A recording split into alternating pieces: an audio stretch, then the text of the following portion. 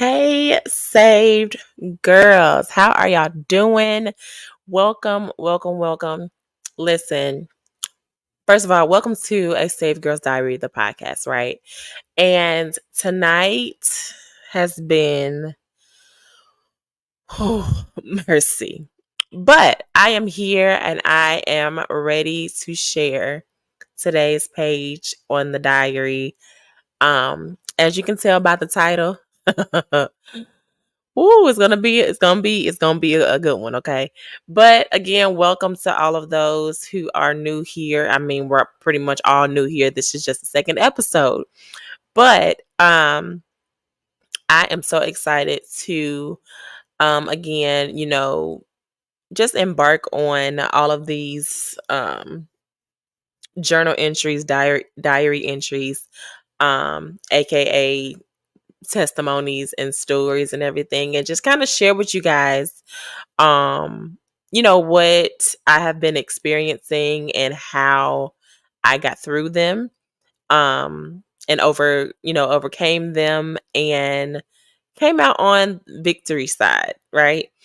And my hope is that you guys take what I say, take what I've learned, take what I've done, and you can apply it to your situation in one way or another and overcome as well, right? So, before we get started, make sure you subscribe to our YouTube channel. It is, let me get it up there for you. That's not it. There we are. A Save Girls Diary podcast.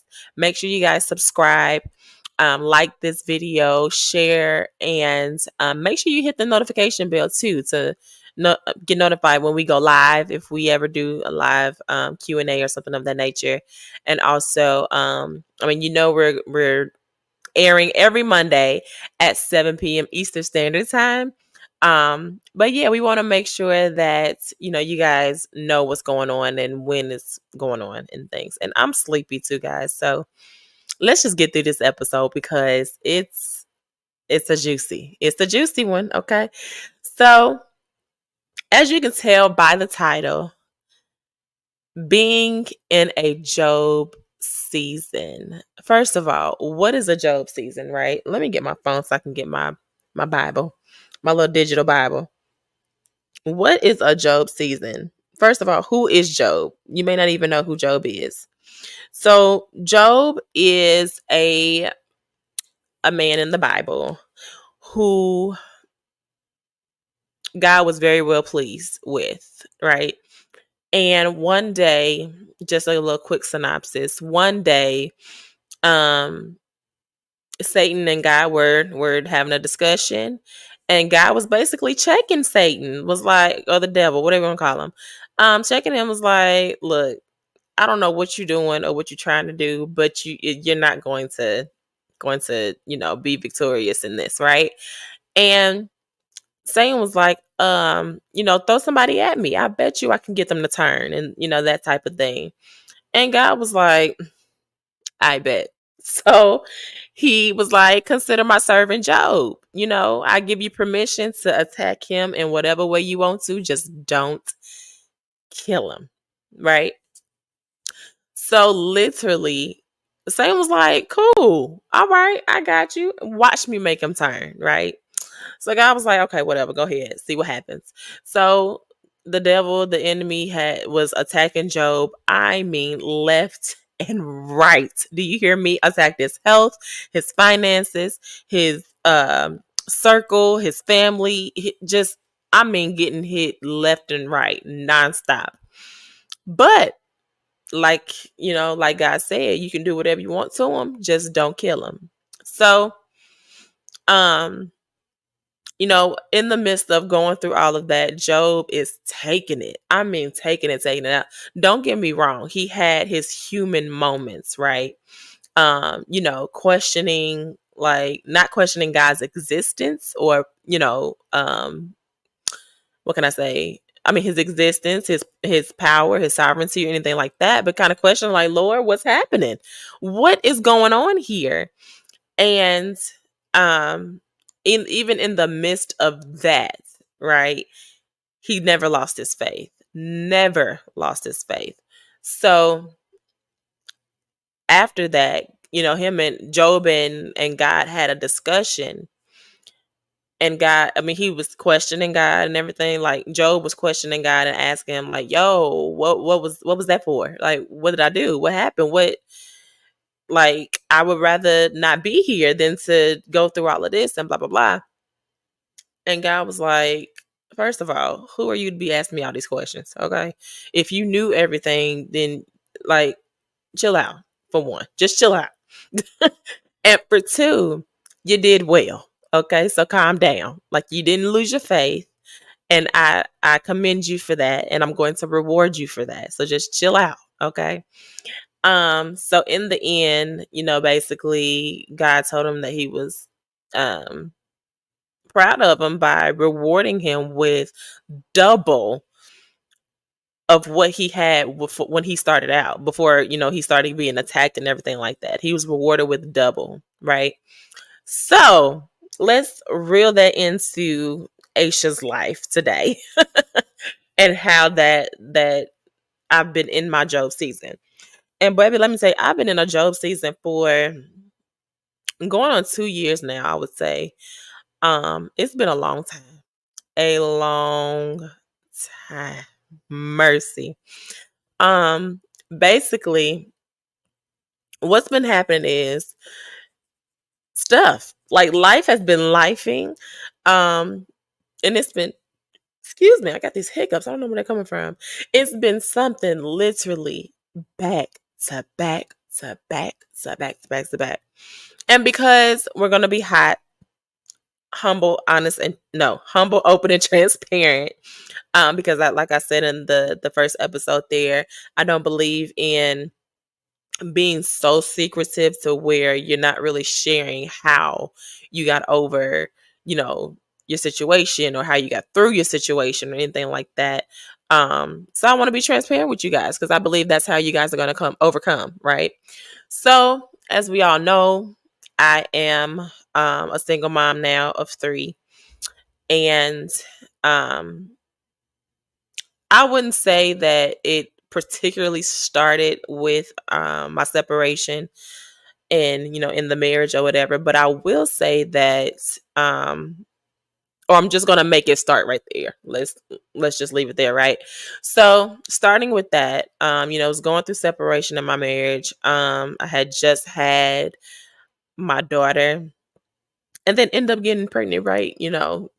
Right back. End up getting pregnant again.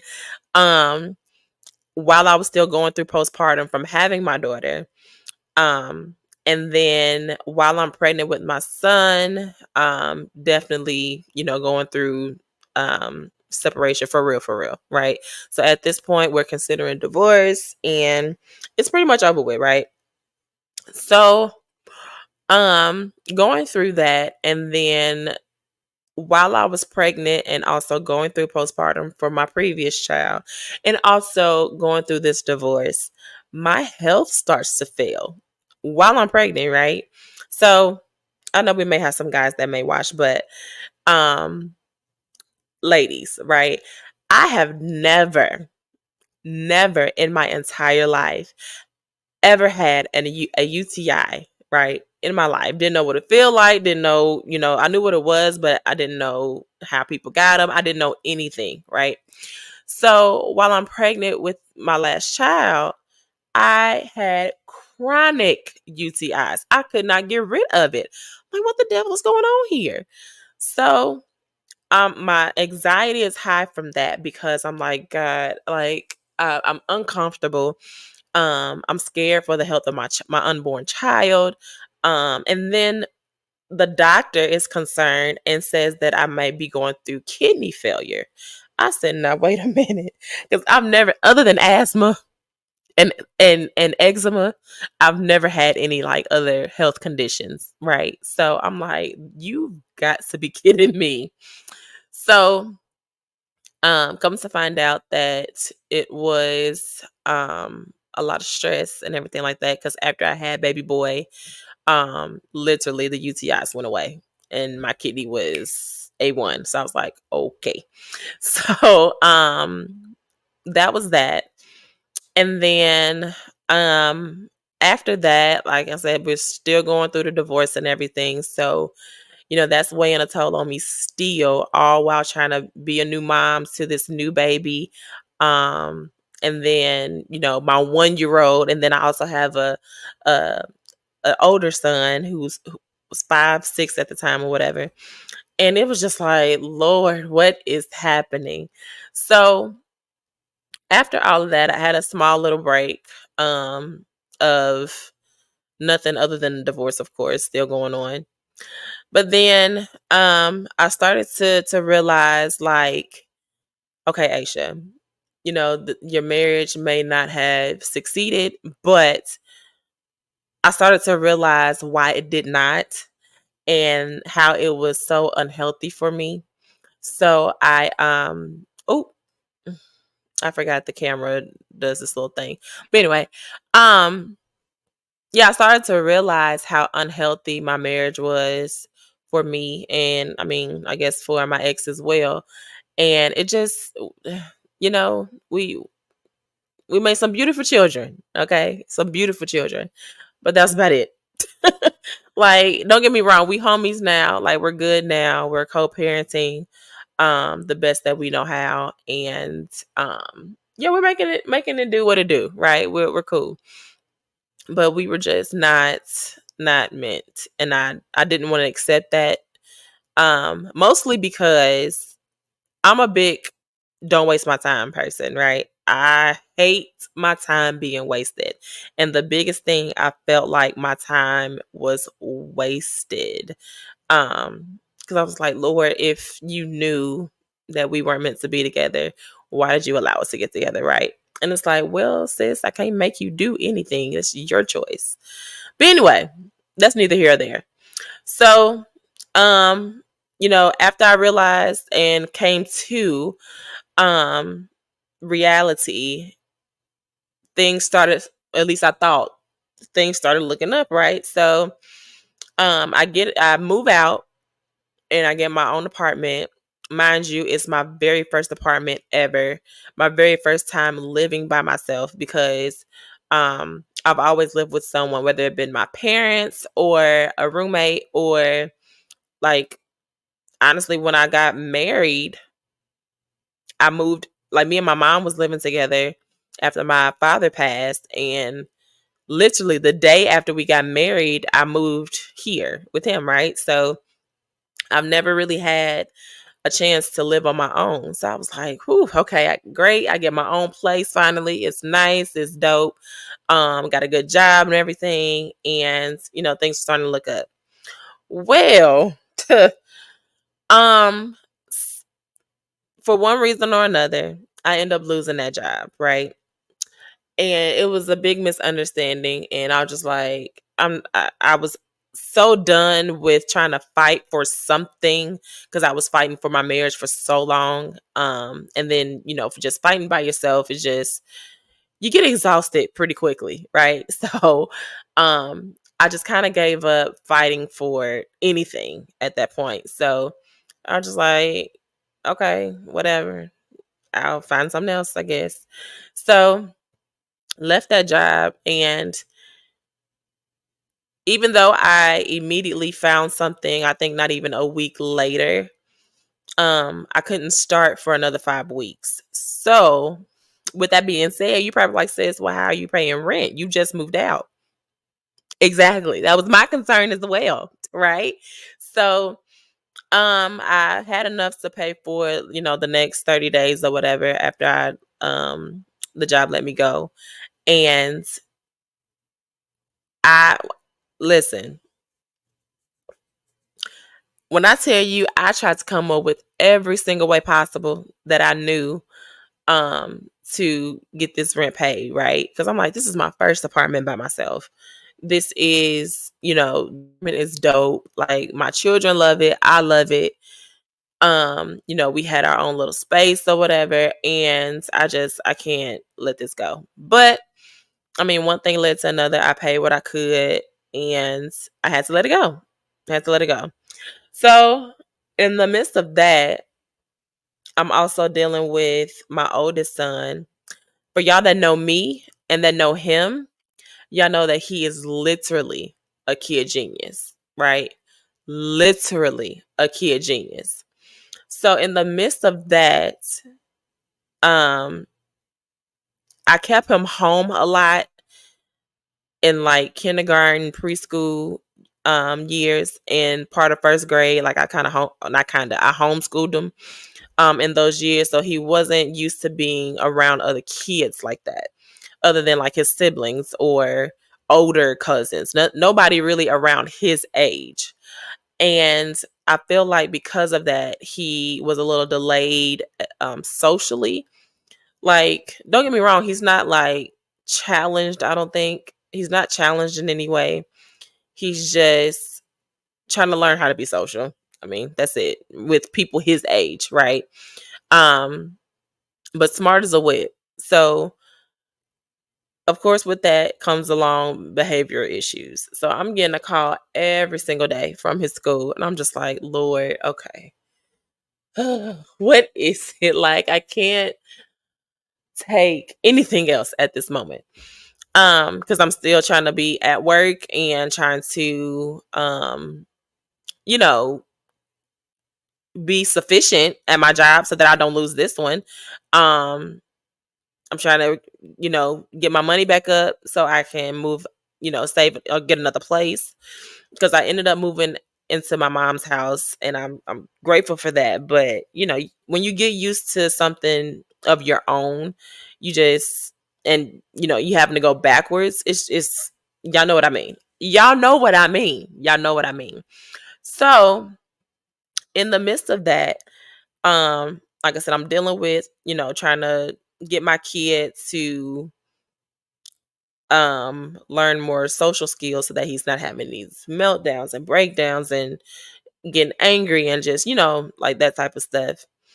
On top of that, like I said, I am probably filling out thousands of, it feels like anyway, thousands of applications for either apartments or houses to rent or whatever the case may be, right? I'm trying to find somewhere to go, right? And it's just the denial. So I'm like, Lord, what is it? Like, I don't understand. I'm tithing, right? I'm doing extra giving. Like every time the church asks for an extra seed or a seed of faith or that type of thing, I'm doing it. But nothing is happening for me, right? It just seems like the more I did, the more, I don't want to say bad stuff happened, but the less good stuff happened, I guess. I don't know. It's still saying the same thing, but y'all get my drift. So I'm trying to think of the order of what else happened. Okay, got it. So right. So I'm in the midst of all of that. I'm still holding on to my faith. And I mean by a thin thread, okay? Holding on to my faith. Um, I ended up getting a message about a home, right? To rent. And I was like, okay. I looked at like I'm not from here. So I'm even though I've been here quite a few years, I'm still not from here. So I don't know like the neighborhood and stuff like that. So I'm like, okay, it seems like a pretty cool neighborhood, whatever. And I get invited to a pre-approval process. So I go through the pre-approval process, I get pre-approved. I said, okay, okay, Lord. Okay. I'm here for it, right? Um, so I get pre-approved and then I come and look at it and everything in person. And I like it was a blank canvas. Like I can literally see myself in here, right? So I was like, Lord, if this is for me, let me apply and get approved. If it's not for me, even if I, have what it takes to get approved at this point, like income and all of that other stuff, let me not get approved. So, I ended up getting approved. So I was like, okay, Lord, it's coming. It's coming together. Okay. And then I get everything settled. It was, I'm not gonna lie, it was a time getting in here. Okay. A time. But I mean, I get everything situated. I get moved in. Y'all, not even a week after, not even a full 7 days. Okay. A full 7 days of living here, somebody breaks into my home or tries to break into my home. So I'm like, Lord, you've got to be kidding me. And I was like, Lord, I'm not questioning you per se, but I'm questioning more so, like, did I hear you incorrectly? Like, let me know, because I can't go back to if it ain't one thing, it's another. I cannot, right? Mind you, before we even got to this part, I go out of town, right? And I fly from a different city because it was cheaper. And I left my car not at the airport because it was expensive for parking. But I left it in a what I thought would be a secure area. And yeah, I get back from my flight, get back home, and my car is gone. Like, somebody legit stole my car. Luckily, they found it, but it was just getting it back and just the thought of me possibly not having my vehicle anymore with my stuff in it, some of my children's stuff in it. I was just like, all right. All right. And like I said, even from before, like, I kind of lost the, how can I say it? I wouldn't say I lost. I changed the way I fight for stuff, right? So typically I would be very, very, very passionate um about, fighting for a relationship or a thing or whatever the case may be, right? Um yeah, that changed after, like I said, kind of fighting for a marriage that wasn't healthy for me. Um and basically, like I said, instead of being like rah rah rah fighting for things, I would just be like, okay, let's see what we got to do, to fix the situation or whatever, get through until whatever happens, right? So, in the midst of that, like I said, my car ended up being stolen. They ended up finding my car, so that's fine. Okay, thank you, Lord. Then I move into the home. Not even 7 days later, somebody's trying to break into it. Okay, Lord, what is it? Then after that, the very same week, maybe like 3 days later, somebody breaks into my car. They didn't steal it this time, but they broke into my car. Um, and I'm just like, you know what? All right, Lord, we gotta have a talk. We gotta have a talk. Cause what is it? Okay, I am sick and tired of being sick and tired. I'm sick and tired of things happening back to back to back to back to back to back to back. And I'm just like, Lord, something has got to give. Or something has got to give. And literally that night, when after I had that conversation with God, and I literally talked to him like that. I was like, Lord, something's got to give because I'm at my wit's end. And if you want me to serve you, if you want me to serve your people, rather, you want me to, um, what did I say?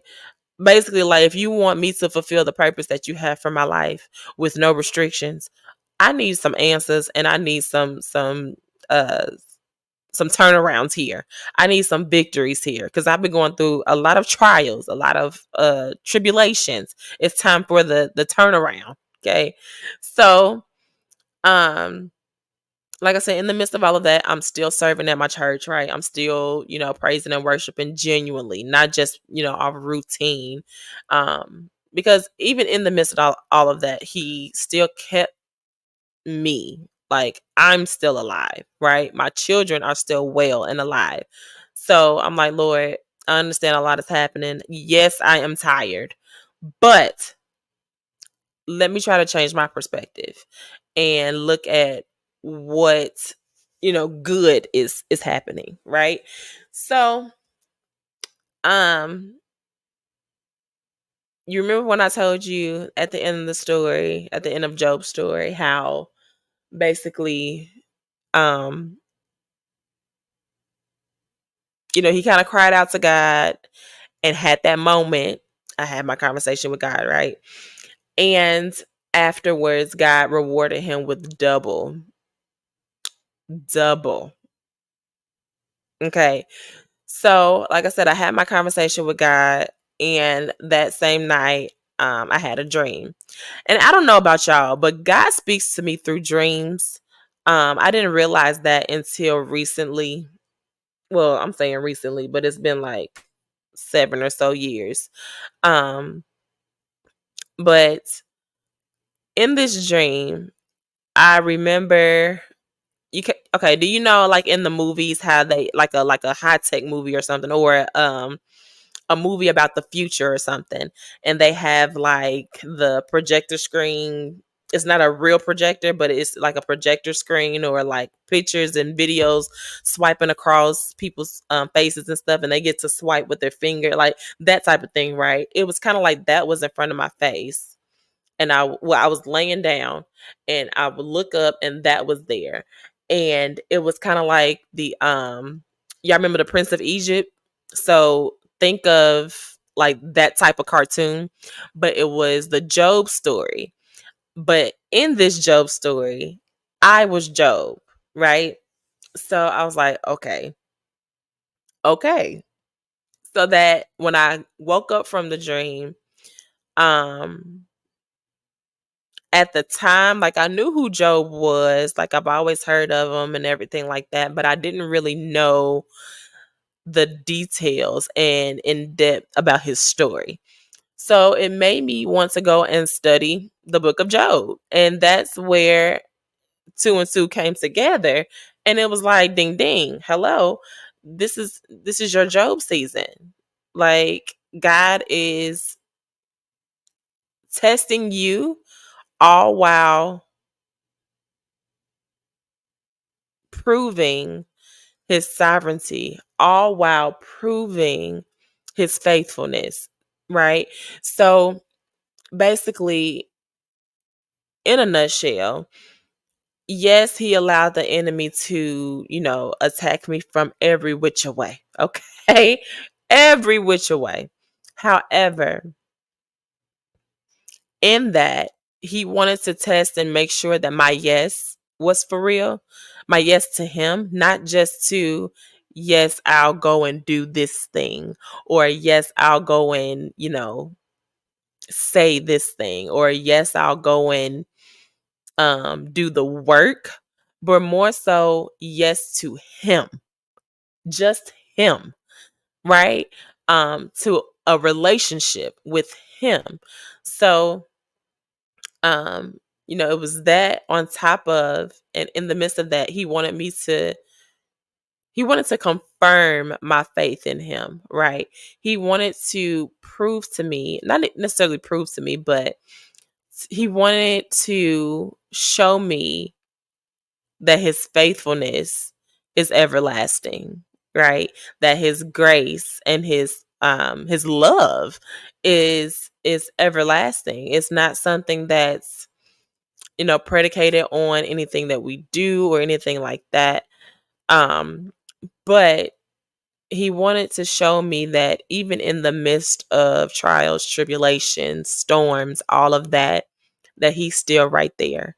And if I just, um, how they say, what is the scripture? Oh, what is it? Let me look it up real quick. You know how they say, he'll keep your mind in perfect peace. No, he'll keep you in perfect peace if you keep your mind stayed on him.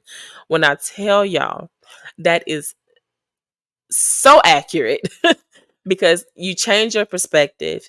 You look to the good things that is happening. I know it's hard and it's easier said than done, but you look to, okay, Lord, I'm still alive. I'm still in my right mind, even though this is driving me insane, like driving me nuts, and it's getting on my nerves, and I'm sad, I'm overwhelmed, I'm that type of thing. I still have my right mind, right? Like I'm not in an insane asylum, right? Um, you're still keeping me,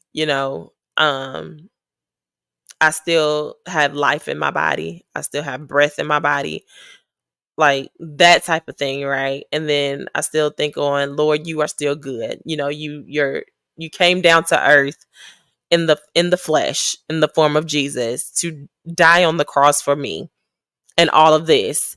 And you resurrected yourself to give us an option, not an option, an opportunity to have a relationship with you. That's how much you loved us, right? Regardless of what may go on in this world, that's how much you loved us. So I'm like, okay, we got to learn how to change our perspective on things. And when I tell you, there is nothing new under the sun. Like, I know everybody say, like, woe is me. Like, oh, I've been going through this. This has been happening to me. I've been doing this. But if you, like I just said, look at Job, like all of it, not the particular situations, like the specific situations, but the concept of it being one thing after another, or something something. What is something in? Something happening back to back to back. Like that theme is not new. Like people have been going through things like that for a very long time.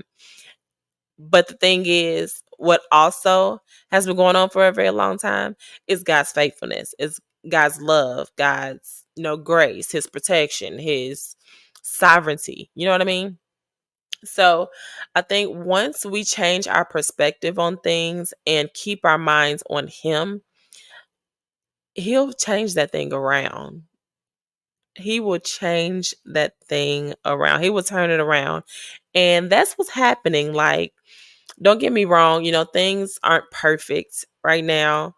But they're definitely getting better. And I am so grateful.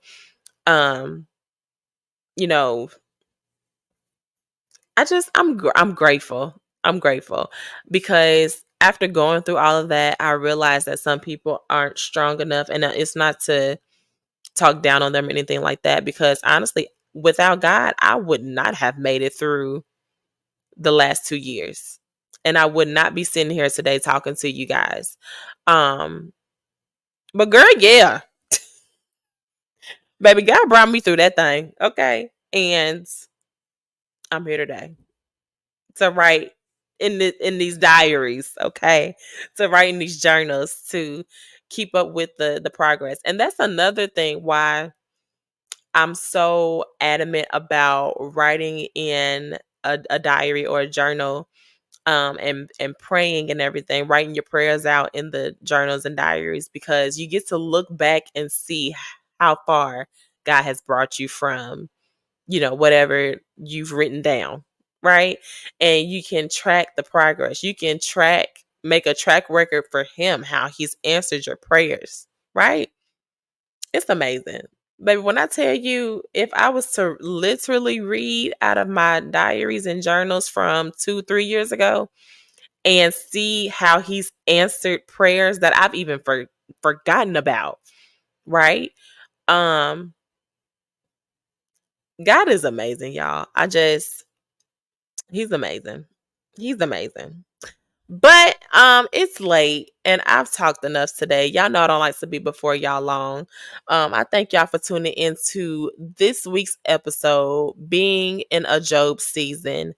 Um I understand it is hard as crap to be experiencing something, troubling and trial, tribulations, all of that. It's hard. I understand. If don't nobody else understand, I do. Okay.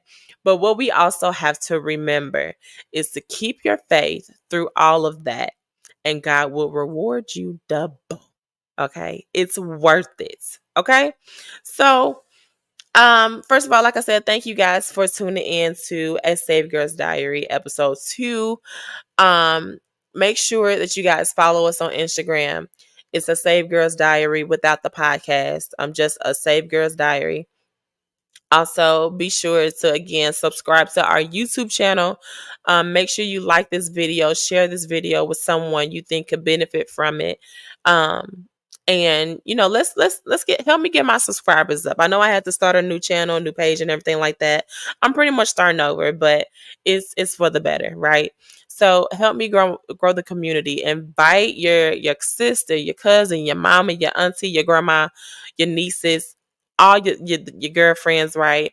Let them know that, hey, I'm a part of a dope community that we're basically just saved girls who love Jesus and who crave an authentic relationship with them. You know what I mean? Without all the extra antics and all that other stuff. We just want Jesus, right? And to live life and to enjoy life. And that's what we're going to do. So we're here to encourage you. We're here to inspire you. We're here to support you. So yeah, invite, who you think will benefit from this. And that's a good segue for me to say, join our private Facebook group where we do all of those things, right? Um, we're gonna have some nice, big, huge things coming up in the future. Y'all know I don't tarry too long with moving, gathering things and ideas and stuff. And I got y'all. I'm excited. I'm really, really, really excited. So I'm also sleepy, so I'm probably rambling a little bit, but that's why we're ending this episode now.